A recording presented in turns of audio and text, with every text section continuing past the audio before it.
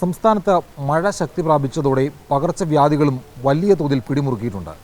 കഴിഞ്ഞ മാസം മാത്രം വൈറൽ പനി ബാധിച്ച് സർക്കാർ ആശുപത്രികളിൽ ചികിത്സ തേടിയ രോഗികളുടെ എണ്ണം 3 ലക്ഷത്തിന് മുകളിലാണ്. അതായത് ഓരോ ദിവസവും 10,000-ന് മുകളിൽ ആളുകൾ സർക്കാർ ആശുപത്രികളിൽ പനി ബാധിച്ച് ചികിത്സ തേടി.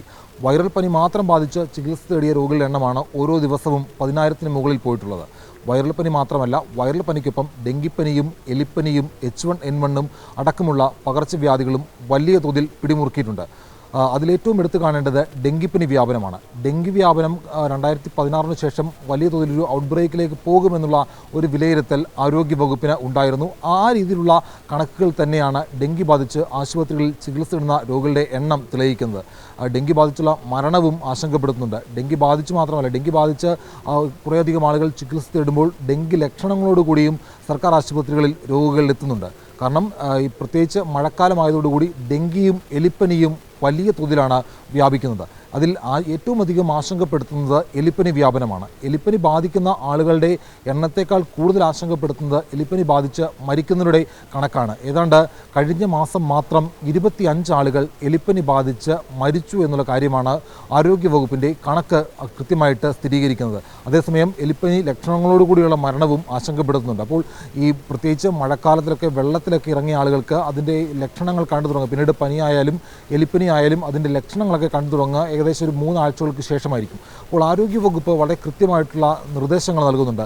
ഈ വെള്ളക്കെട്ടിലൊക്കെ ഇറങ്ങുന്ന ആളുകൾ എലിപ്പനി പ്രതിരോധ ഗുളികയായിട്ടുള്ള ഡോക്സിസൈക്ലിൻ കഴിക്കണം എന്നുള്ള നിർദ്ദേശം ആരോഗ്യവകുപ്പ് കൃത്യമായി നൽകുന്നുണ്ട്. കാരണം ഡെങ്കിപ്പനിയെക്കാട്ടിലും വൈറൽ പനിയെക്കാട്ടിലും കൂടുതലായിട്ട് ആശങ്കപ്പെടുത്തുന്നത് എലിപ്പനി വ്യാപനമാണ്. എലിപ്പനി ബാധിക്കുന്നവരുടെ എണ്ണം അതിന് കഴിഞ്ഞ മാസം മാത്രം 400-ലധികം ആളുകൾക്കാണ് എലിപ്പനി സ്ഥിരീകരിച്ചത്. അപ്പോൾ ലക്ഷണങ്ങളോടുകൂടിയും ആളുകൾ ചികിത്സ തേടുന്നുണ്ട്. പക്ഷേ ലക്ഷണങ്ങളോടുകൂടിയും എലിപ്പനി സ്ഥിരീകരിച്ചും മരിക്കുന്ന ആളുകളുടെ എണ്ണമാണ് ഏറ്റവും അധികം ആശങ്കപ്പെടുത്തുന്നത്. പ്രത്യേകിച്ച് വരും ദിവസങ്ങളിൽ, പ്രത്യേകിച്ച് ജൂലൈ മാസത്തെ കണക്കാണ് ഇപ്പോൾ നമ്മൾ കണ്ടതെങ്കിലും വരും മാസങ്ങളിലും ഈ കണക്കുകളിൽ വലിയ കുറവുണ്ടാവില്ല എന്നുള്ള വിലയിരുത്തൽ ആരോഗ്യവകുപ്പിനുണ്ട്. വൈറൽ പനി, H1N1, ഡെങ്കിപ്പനി, എലിപ്പനി അങ്ങനെ തുടങ്ങി ഒട്ടുമിക്ക പകർച്ചവ്യാധികളും വലിയ തോതിലാണ് ഇപ്പോൾ സംസ്ഥാനത്ത് പിടിമുറുക്കിയിട്ടുള്ളത്. ആരോഗ്യവകുപ്പ് കൃത്യമായിട്ടുള്ള പനി ക്ലിനിക്കുകൾ അടക്കമുള്ള സംവിധാനങ്ങൾ ആശുപത്രികളിൽ ക്രമീകരിച്ചുകൊണ്ട് മുമ്പോട്ട് പോകുന്നുണ്ട്.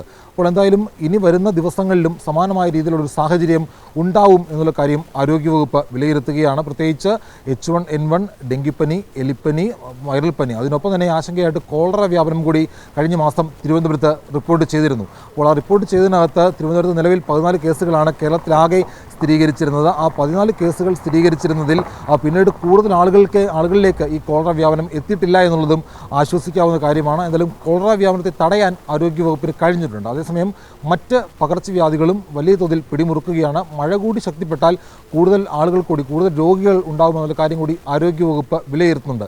എന്തായാലും ആരോഗ്യവകുപ്പ് കൃത്യമായിട്ടുള്ള ഏകോപനത്തോടുകൂടി മുമ്പോട്ട് പോവുകയാണ്. എല്ലാ ആശുപത്രികളിലും കൃത്യമായിട്ടുള്ള സേവനങ്ങളും ഉറപ്പാക്കിയിട്ടുണ്ട്.